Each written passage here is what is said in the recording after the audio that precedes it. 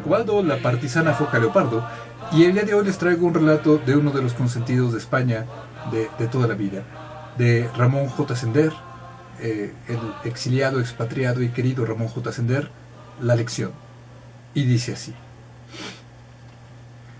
el capitán Hurtado era el único oficial profesional que teníamos en Peguerinos en 1936. No acababa de salir de su asombro ante las milicias. Veía que las virtudes civiles daban un excelente resultado en el campo de batalla, y eso debía de contradecir los principios de su ciencia militar. Tenía un gran respeto por el valor de los milicianos, pero no comprendía la democracia, y a los que querían hablarle de las libertades populares les contestaba con un gesto impaciente: para 4 días que no va a vivir, dejadme en paz con vuestras tonterías. Los milicianos se reían y movían lentamente la cabeza, pero la disposición de Hurtado para el trabajo de guerra, al lado de unos hombres cuya ideología no comprendía, les era simpática a todos. Con vosotros, solía decir Hurtado a los milicianos, se puede ir a todas partes. Y eso les halagaba. Aquel día Hurtado llamó a 5 hombres elegidos entre los más decididos, 4 muchachos y un viejo. Este era tipógrafo. Entre los otros había un ingeniero industrial, un metalúrgico y 2 albañiles. Cuando acudieron a la pequeña casa de madera a la salida del pueblo, apareció el capitán acompañado de un sargento telegrafista. Ese sargento no tenía la simpatía de nadie. Veían en él algo servil que a nadie convencía. Cuando éste se fue, dijo a los milicianos que les había llamado para exponerles un plan de penetración y acción en el campo enemigo. Era muy arriesgado y reclamaba la mayor atención. La derrota sufrida el día anterior por el enemigo había forzado a organizar su campo seriamente para la resistencia. El enemigo estaba muy fortificado, había establecido una línea regular y contaba con abundantes refuerzos. Debían de tener patrullas de reconocimiento. No es necesario el fusil para estos servicios, explicaba Hurtado. Son mejores las bombas de mano. 3 de vosotros llevaréis también un pico, los otros 2 una pala, cada uno un rollo de cuerda de 5 o 6 metros. La penetración en el campo enemigo tiene por objeto producir la sorpresa y la desorientación. Para eso hay que saber evitar los puestos de observación. Cuando iba a continuar, llegó de nuevo el sargento telegrafista. El capitán se levantó y salió fuera, parecía muy distraído. Hurtado volvió a entrar y dijo que tenía que salir para un servicio urgente. La lección la daría al atardecer y la penetración de la patrulla sería antes del alba, al día siguiente. Había tiempo. Todavía se detuvo para advertir que si antes de la medianoche no se había podido reunir de nuevo, los milicianos deberían ir a buscarle al Estado Mayor o donde estuviera. Es raro, pensó el ingeniero. Parece un hombre diferente. Se mueve, se sienta, se levanta, habla como si le dolieran la cabeza o las muelas. La patrulla iba y venía por el campamento esperando la hora de la reunión. Los 5 milicianos habían quedado libres de servicio aquel día. Después del bombardeo de la aviación enemiga, hacia las 4 de la tarde hubo bastante calma. El silencio del frente era horadado a veces por el fuego mecánico de las ametralladoras. A veces también cantaba un gallo en un corral próximo, lo que según el joven ingeniero era una provocación intolerable a su estómago. Hurtado salió al atardecer, con el sargento hacia las avanzadas. El cabo de intendencia le vio ir y venir indeciso. Llegó a los primeros puestos del ala derecha y advirtió a las centinelas que tuvieran cuidado al disparar porque iba a reconocer el terreno de nadie. Los centinelas lo vieron salir asombrados. Con hombres tan valientes y tan inteligentes, se dijeron también, se puede ir a todas partes. Hurtado y el telegrafista avanzaron con grandes precauciones en dirección a una casita abandonada, de cuya ruina salía humo. Luego los centinelas los perdieron de vista, pero en los relevos se transmitía la consigna: cuidado al disparar, que el capitán Hurtado anda por ahí. Era ya medianoche y no había vuelto aún. A la 1 de la madrugada, el tipógrafo reunió a los demás compañeros y les recordó que el capitán les había dicho que después de medianoche debían buscarlo donde estuviera. Se enteraron por el cabo de intendencia del camino tomado por el capitán. Con el fusil en bandolera, la bayoneta colgada al costado y media docena de bombas de mano, llegaron los 5 a las avanzadas. Los centinelas les indicaron el lugar por donde Hurtado había desaparecido.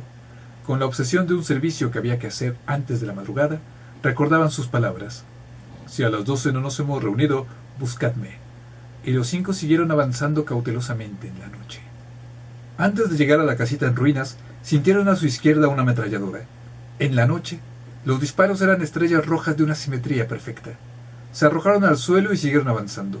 Volvieron a detenerse un poco después porque oyeron voces humanas. No comprendían las palabras, pero reconocían el acento atiplado de los moros. El tipógrafo y otros dos avanzaron, y los demás quedaron esperando con los fusiles preparados. Pocos minutos después, vieron un grupo de caballos atados entre sí. Como las voces se habían alejado y durante más de media hora no vieron a nadie, siguieron avanzando. En el fondo de un hoyo de obús encontraron al telegrafista. Se quejaba débilmente y estaba herido en la cabeza y en el pecho. Tenía también una mano ensangrentada, pero a veces indicaba con esa misma mano una dirección y reía vagamente. Quizás no se reía, pero la boca ancha y hundida bajo las narices daba esa impresión. En la mano izquierda le faltaba el dedo anular. Los que habían dudado del telegrafista se sentían ahora avergonzados. Con la mano ensangrentada seguía señalando el camino de Hurtado en las sombras, pero no conseguía hablar. Le dieron agua y lo dejaron allí. Siguieron adelante. El tipógrafo dijo que los moros habían cortado el dedo anular al telegrafista para robarle la argolla de oro. Antes de terminar estas palabras, llegaron dos obuses del 7,5.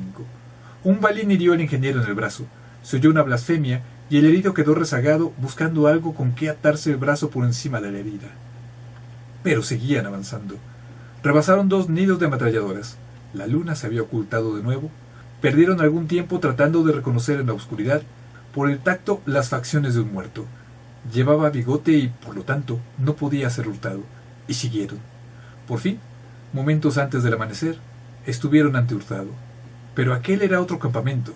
Quizá correspondiera al sector de las Navas. Hurtado abrió unos ojos enormes, de asombro. Su extrañeza era como una serie de preguntas tan claras que no hacía falta formularlas. «Usted nos dijo que le buscáramos», explicaban los milicianos. Hurtado, con la voz temblorosa, mirando los fusiles, preguntaba: «¿Yo? ¿Para qué?». Estaba tan desconcertado que no acertaba a llevarse el cigarrillo a los labios. «Para que nos diga cómo hay que penetrar en el campo rebelde». Hurtado había perdido la mirada juvenil y franca que tenía en Peguerinos. Los milicianos creían que estaba disgustado porque no llevaban las bombas ni los rollos de cuerda. El tipógrafo advirtió: «Luego iremos a dejar los fusiles y a equiparnos como usted nos dijo, pero quisiéramos que terminara de darnos sus instrucciones para entrar en el campo enemigo». Fuera comenzaba a amanecer. A la luz del día era ya visible la bandera traidora de Franco.